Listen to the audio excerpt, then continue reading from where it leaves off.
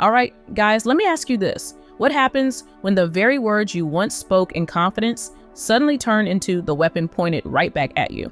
What do you do when the $100 million lawsuit you believed would buy your freedom, your reputation, maybe even your survival suddenly collapses because of something you said? Because reportedly, that's exactly what's happening to Sean Diddy Combs right now. Sources claim that the lawsuit he filed against NBC Universal, the one allegedly meant to recover massive legal spending, and, according to speculation, strengthen his chances of securing financial backing for a potential pardon, is now on the brink of failure. And here's the twist. It's not collapsing due to lack of evidence, but because NBC allegedly pointed to Diddy's own statements to a federal judge, where he admitted that his decisions destroyed his freedom, career, and reputation. Now picture the energy he walked in with early on, the confidence. After his name was reportedly cleared in the RICO and alleged trafficking investigations, insiders say he came out swinging, determined to silence critics, and started filing lawsuits left and right. He reportedly vowed to begin with NBC, demanding $100 million in damages,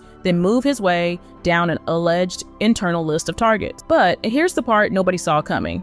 You can reportedly intimidate individuals, push pressure through PR teams, surround yourself with aggressive attorneys. But going up against a major multimedia corporation with more resources and legal power than you've ever had, that's a different fight. Industry sources suggest the reason he assembled a legal team of 9 high-level attorneys was because he was told not to worry, that he wouldn't do time, that this case would turn things around. Some reports even claim his team assured him that the legal storm would pass and that this lawsuit would be a financial reset. But now, after multiple bail denials and mounting scrutiny, many are asking the exact opposite. Was this fight ever winnable? And if his own testimony is being used against him, is this just the beginning of a far deeper unraveling? Because if the lawsuit truly fails, allegedly due to his own words, we're not just witnessing a legal setback. We're witnessing a turning point where public statements, courtroom remarks, and strategic aggression may have cost him more than $100 million. They may have cost him leverage, time, and even the last bit of control. Imagine thinking you were about to regain everything, only to watch the door close using a sentence you uttered yourself. Now that's a twist Hollywood couldn't write better.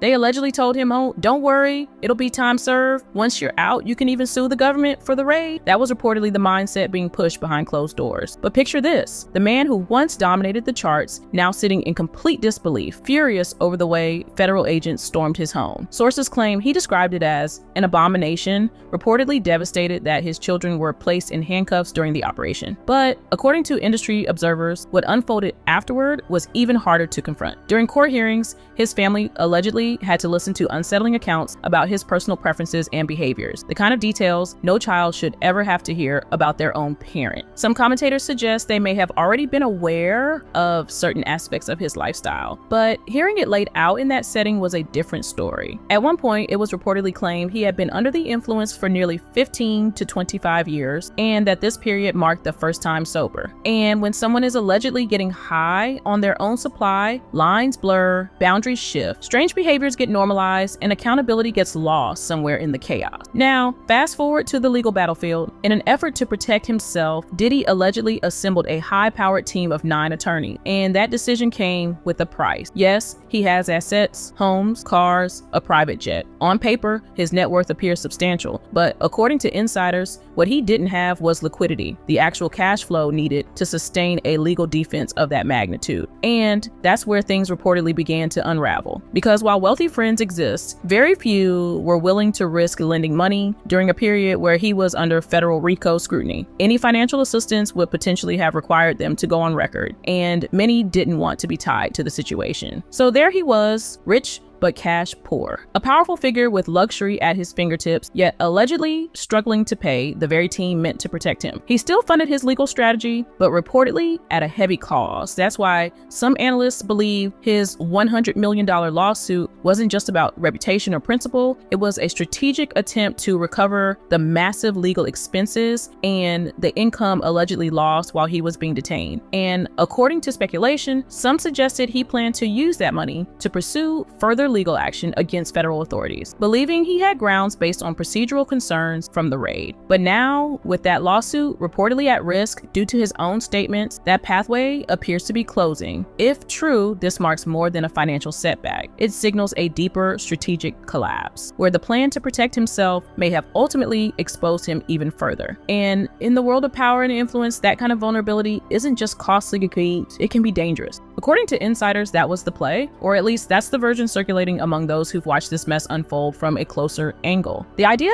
was simple in theory: strike first at the major networks he believed had disrespected him publicly, then move down to the smaller voices, bloggers, commentators, even individual creators, gradually tightening control of the narrative. The strategy was described as a top-down sweep, one power move at a time. And in his mind, NBC was supposed to be the first major piece to fall. But here's the twist: NBC reportedly responded with a blunt message: "You're about to lose." Not because their team completely outmaneuvered his lawyers, but because during court proceedings, he allegedly confirmed parts of their argument himself. The very statements that may have helped him avoid more serious charges now appear to be undermining the lawsuit he hoped would restore both his finances and reputation. Some legal observers note that his public image has reached a point where even the most exaggerated accusations can gain traction, simply because the foundation is already unstable. And instead of trying to prove he never engaged in certain behaviors, the defense strategy reportedly focused on reframing them as consensual or part of personal dynamics. It may have helped limit legal fallout, but it reportedly did very little to repair how he's perceived. A few analysts argue that he should credit his attorneys for navigating him away from potentially harsher outcomes, even if their approach carried its own controversies. Still, one question keeps coming up. If your reputation was already severely damaged before the lawsuit, can you really claim someone else destroyed it? A recent update mentioned by The Root, with Vibe among the first to highlight it, suggests that even while he's currently behind bars, his legal complications aren't slowing down. In fact, they may be accelerating. The lawsuit against NBC, which was once viewed by some as his chance to reclaim lost income and reassert influence, is reportedly at risk of collapsing due to his own admissions in court. And if that's true, then what was positioned as the opening move in a larger recovery strategy may now be turning into a miscalculated step that exposes deeper vulnerabilities. What was intended as an offensive maneuver is suddenly being reassessed as a tactical error. And in legal warfare, just like in the media, timing shapes perception. Right now, the timing isn't working in his favor. He may be physically confined, but according to those following the case, it might be the words spoken before that cell door shut that caused the real damage. In February 2025, Sean Diddy Combs filed a $100 million defamation lawsuit against NBC Universal over their documentary Diddy, The Making of a Bad Boy, which had premiered on Peacock only a month earlier. His legal team claimed that NBC, Peacock TV, and AMP Entertainment allegedly portrayed him in a false, reckless, and malicious manner, suggesting he was involved in serial violence and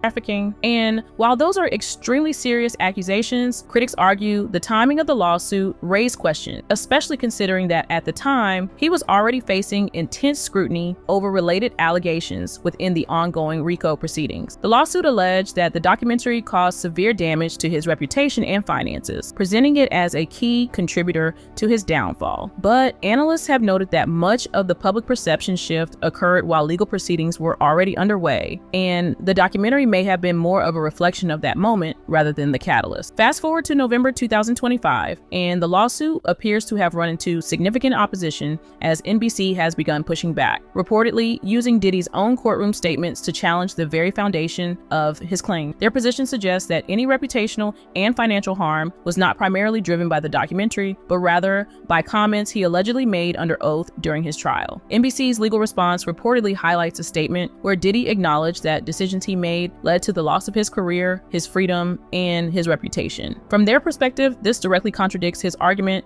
that the film was responsible for the downturn. Essentially, what was intended to serve as a legal counterstrike against negative media coverage is now being redirected toward his own words. Legal observers describe this as a pivotal turning point, suggesting that what was meant to help rehabilitate his public image could now undermine his position even further. Rather than focusing on whether the documentary crossed lines, the defense is reportedly redirecting the conversation to whether his own admissions in court hold more influence over public perception. And if that's the case, this setback could reshape the trajectory of the entire lawsuit. Because in high-profile cases, narratives are often shaped less by what's produced on screen and more by what's spoken under oath. Some close Most of the proceedings believe this could weaken his attempt to pursue further legal action or financial compensation tied to reputational loss. And while the initial confidence surrounding the lawsuit suggested it might play a significant role in his broader legal recovery strategy, the current pushback indicates a very different outcome may now be unfolding. Simply put, what began as an effort to reclaim control over the story may have turned into a moment where control slipped even farther away, one sentence at a time.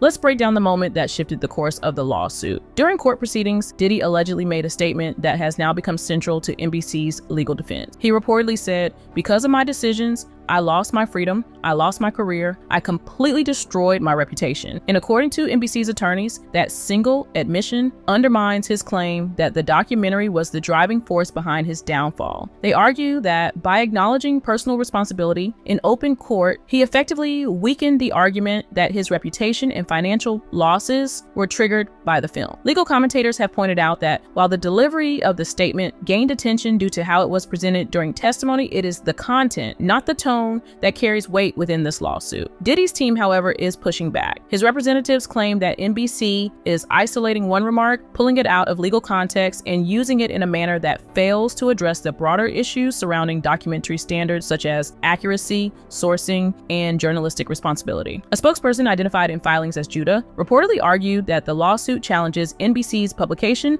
of allegations that are unsupported by verifiable evidence, contradicted by official records, or based on sources deemed unreliable or undisclosed. They maintain that these matters should be evaluated based on legal merit rather than a single emotional statement taken from a high-pressure courtroom environment. Still, the contradiction remains a key point of contention. Observers are asking a crucial question. If he publicly accepted responsibility for the collapse of his image, can he convincingly claim the documentary was the turning point? Unless that statement was inaccurate or misinterpreted, it's difficult to argue that external reporting caused greater damage than his own admission. The case continues to unfold, but recent developments suggest he may be approaching a significant legal setback. Reports indicate that this $100 million lawsuit, originally seen as an opportunity to reclaim lost reputation and financial footing, is now at risk of collapsing. And financially, that may be a major issue. Analysts speculate that one of the driving motivations behind pursuing this lawsuit was the possibility of securing liquidity, rapid access to funds that could be used to offset soaring legal expenses and stabilize his position in the midst of ongoing litigation. While he is known to possess substantial assets, several sources have suggested that cash flow has been a challenge during this period, making the outcome of this lawsuit increasingly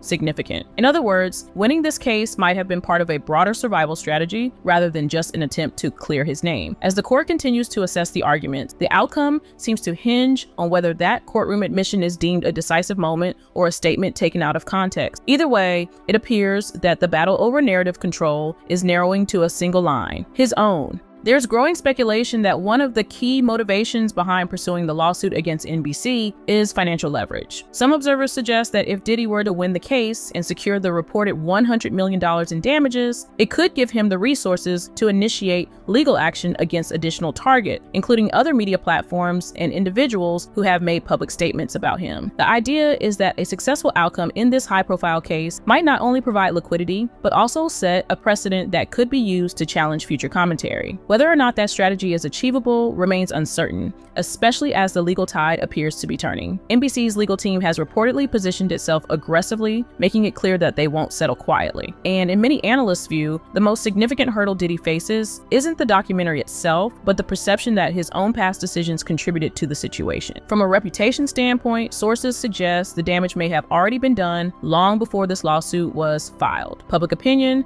once shifted, rarely resets overnight. Some legal commentators argue that Diddy may see a significant difference between allegations tied to financial or organizational misconduct and more personal accusations that surfaced over the years. But regardless of how those distinctions are viewed internally, the broader impact on reputation remains substantial. Analysts note that while certain charges carry legal consequences, others can leave deeper marks in the public consciousness. And in this case, the perception battle may be every bit as challenging as the legal one. Still, the lawsuit indicates a refusal to retreat. Those familiar with high-stakes litigation say that mounting a challenge of this magnitude signals determination to regain control legally, financially, and publicly. But with mounting scrutiny and previous statements being used as evidence, what was intended as a strategic effort to overturn the narrative could ultimately reinforce it. As things stand, the outcome of this lawsuit may determine far more than financial compensation. It could dictate whether the coming years are spent fighting additional battles or attempting to rebuild from what's already been lost. What remains clear is that even though legal action can contest coverage, it cannot fully reverse public perception once it reaches a certain point. And at this stage, the question is less about whether the damage occurred and